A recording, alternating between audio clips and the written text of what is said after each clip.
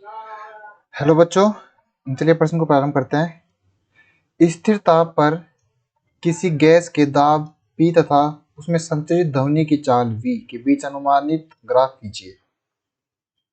ठीक है, तो चलिए प्रश्न सबसे पहले प्रश्न की मुख्य अवधारणा समझते हैं, उसके साथ में ही प्रश्न को हल भी कर देते हैं। तो प्रश्न की मुख्य अवधारणा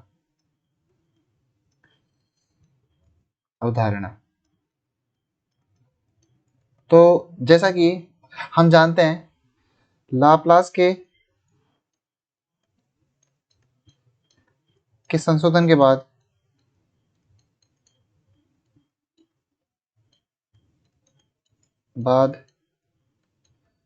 ध्वनि की किसी भी किसी गैसीय माध्यम में चाल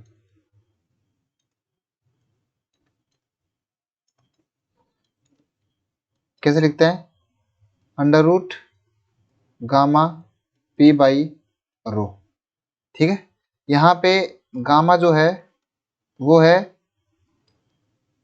विशिष्ट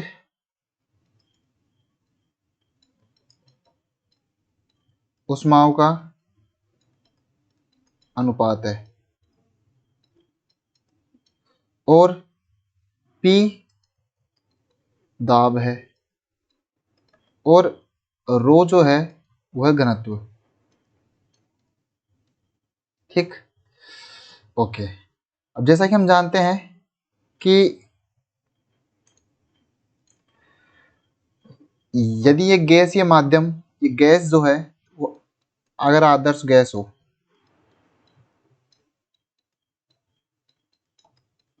तो उस कंडीशन में अपन लिखते हैं पी वी बराबर आर टी।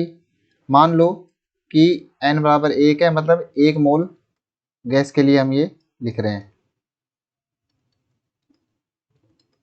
ठीक है, तो यहाँ से अगर मैं लिखना चाहूँ तो यहाँ से मैं लिखता हूँ P बराबर रो आर टी।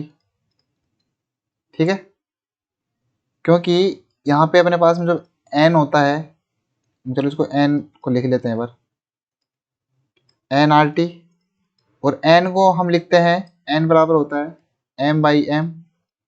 ठीक, तो पी वी बराबर m by M R T.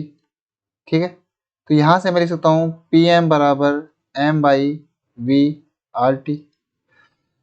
तो पी एम बराबर, क्योंकि m बाई वी होता है घनत्व गुणा आर टी, तो ये लिख दूंगा मैं रो आर टी। तो यहाँ से अगर हम देखें तो P बाई रो का जो मान है वो निकल के आता है रो आर गुणा टी।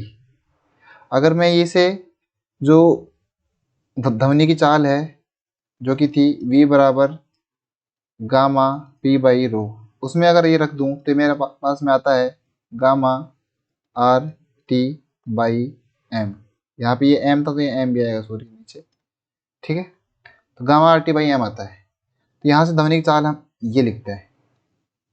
जैसे हम देख पा रहे हैं कि जो ध्वनि की जो चाल है वो डायरेक्टली प्रोपोर्शनल है, मतलब v जो है वो t के वर्गमूल के समानुपाती है।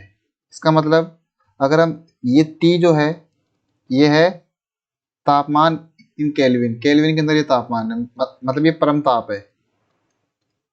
परम ताप मतलब जो भी ताप होगा डिग्री सेल्सियस में, उसमें 273 जोड़ने के बाद में जो तापमान आएगा वो केल्विन में आएगा, और वो केल्विन में ताप है, उसके ये समानुपाती है। ठीक है, इसका मतलब अब प्रश्न में बोला गया है कि टी नियत लेना है, नियत है, इसका मतलब जो v जो है वो भी नियत होगा। अगर टी नियत है तो v भी नियत होगा। इसका मतलब अगर हम जो भी ग्राफ खींचें, मान लो ये किस किस में खींचना है, p तथा उसमें संचरित v में, तो ये मान लो p है और ये ध्वनि की चाल v है। ठीक है, तो यहाँ से अगर हम देखें तो क्योंकि v जो है वो p पे निर्भर ही नहीं कर रहा है, वो केवल तापमान पर निर्भर कर रहा है, और तापमान यहाँ पे नियत लिया गया है। इसका मतलब v जो नियत होगा, कितना ही प्रेशर हो। ठीक है, यहाँ पे अगर आप बोलेंगे कि कि यहाँ से तो पी पे निर्भर कर रहा है चाल, तो यहाँ पे जितना पी हम बढ़ाएंगे उसके हिसाब से ये इसका जो घनत्व है वो भी बढ़ जाएगा। तो ये घनत्व जो है इसको मैनेज करेगा दाब को। इसका मतलब हम बोलेंगे कि यहाँ पे v जो है वो नियत रहेगा। इसका मतलब ऐसा ग्राफ कुछ इसका आने वाला है, कुछ ये ग्राफ आने वाला है। तो उपरोक्त प्रश्न का ये ग्राफ उत्तर होगा। आशा करता हूँ आपको समझ आया होगा। धन्यवाद।